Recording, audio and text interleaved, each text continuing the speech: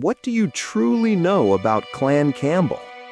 In the next few minutes, AI animation will bring their journey to life, from their rise in the Highlands to their global legacy. Before the mist lifts from the mountains of Argyll, before sunlight touches the waters of Loch O, before the great castles of Scotland rise from the earth, there was ambition. And from that ambition rose a name that would shape Scotland's destiny. Campbell.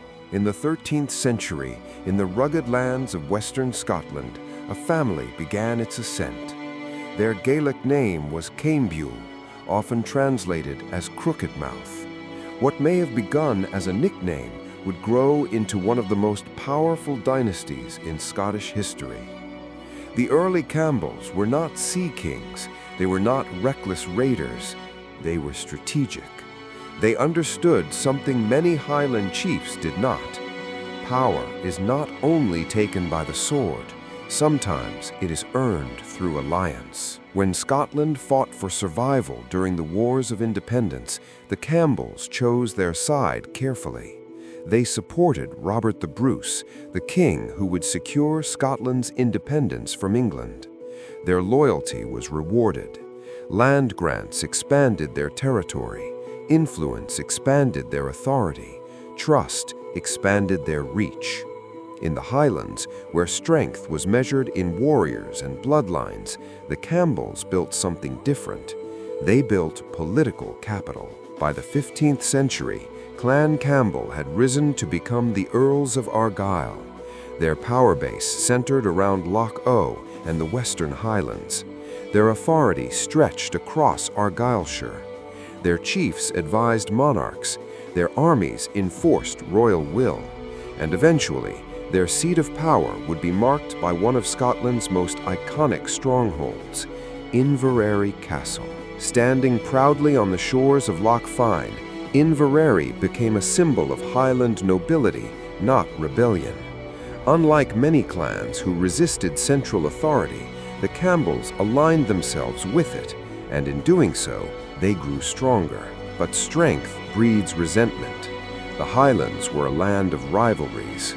Among the fiercest was the rivalry between Clan Campbell and Clan MacDonald. The tension between them would culminate in one of Scotland's darkest chapters. In 1692, in the narrow valley of Glencoe, members of Clan MacDonald offered hospitality to government soldiers.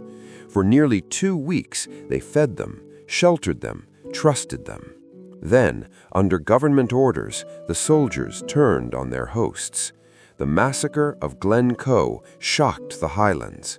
Though responsibility was complex and political, the association of Campbells with the event stained their reputation for generations.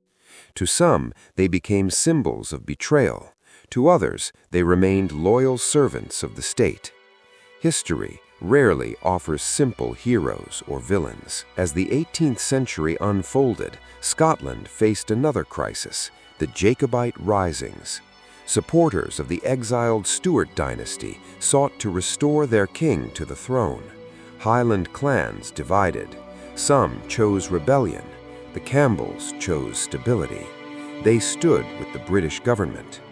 When the final Jacobite uprising ended at the Battle of Culloden in 1446, the old clan system collapsed. Tartans were banned, bagpipes silenced, weapons confiscated. The Highlands were transformed. But while many clans were broken, the Campbells endured. Their loyalty to the crown ensured survival in a new political order. The transformation of Scotland into a modern British state reshaped the Highlands forever. The chiefs of Clan Campbell were elevated further. They became Dukes of Argyll, one of the highest noble titles in the realm.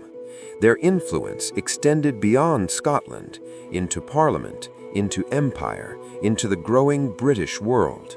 But even power cannot stop change. The late 18th and 19th centuries brought economic upheaval. The Highland Clearances forced thousands from ancestral lands. Sheep replaced people. Villages were emptied. Though the Campbells remained aristocratic landowners, many ordinary Campbells were among those who emigrated. They crossed the Atlantic, they sailed to Canada, they settled in the United States, they journeyed to Australia and New Zealand. They carried their name, their stories, their heritage. Today, Campbell is one of the most common Scottish surnames worldwide. From Nova Scotia to North Carolina, from Sydney to Ontario, the legacy spread far beyond Argyll. Yet Inverary Castle still stands, its towers still rise above the loch, its halls still echo with centuries of political history. The crest of Clan Campbell bears a boar's head, symbol of courage and fierce defense. Their motto reads, Ne obliscavaris, forget not. Forget not the alliances forged, forget not the rivalries endured, forget not the transformation of a clan into a dynasty. Clan Campbell's story is not the story of rebellion, it is the story of adaptation. Where others fought against the crown, the Campbells worked beside it. Where others resisted change, the Campbells navigated it. They were feared, respected, resented, powerful. They helped shape Scotland's government, influence its wars, and guide it to its transition into modernity. From medieval Highland chiefs to aristocrats of the British Empire, from Loch O to global diaspora, Clan Campbell endured, not by defiance, but by strategy.